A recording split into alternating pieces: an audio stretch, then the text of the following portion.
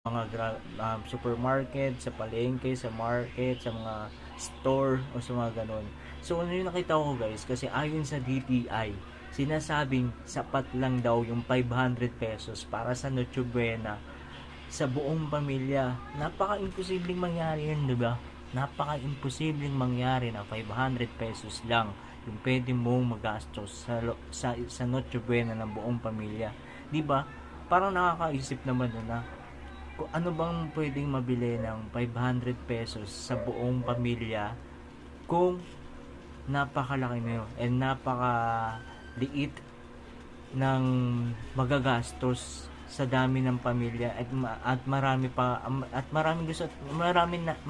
gusto natin mahanda sa Noche Buena na yun. And ako sa tingin ko hindi ako pabor doon sa 500 pesos. Oo, sabihin natin na napakahirap ng Pilipinas ngayon and napakahirap ng buong bawat Pilipino sa bansa ng Pilipinas. And hindi ako sang-ayon doon sa 500 pesos na yun. Kasi nga, sa panahon ngayon, sabihin natin na marami tayong ginagastos, marami tayong binabayaran, marami tayong kailangan bilhin. Pero ano yun Noche Buena yun. And isang taon lang pwede mangyari yun sa buong buong year. So syempre, sa 500 pesos na yun, kulang na kulang yun at hindi sapat sa pamilya para makakain ka ng ganung sapat. Maging ano na tayo, maging practical na tayo. O practical tayo sa bagay na um, mahirap mahirap at maraming naghihirap.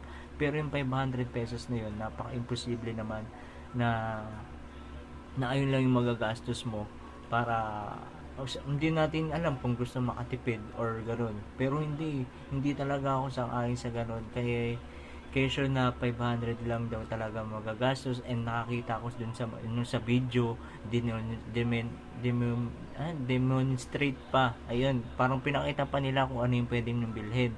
Pero hindi talaga sapat yun. Kung spaghetti lang tapos i-carbonara mo tapos bibili ka ng giniling, 'di ba? Parang ang onti lang naman yun and hindi sapat siya para ihanda sa Noche Buena. Siyempre yung kinagisnan natin, marami tayong binibilian, marami tayong kinakain.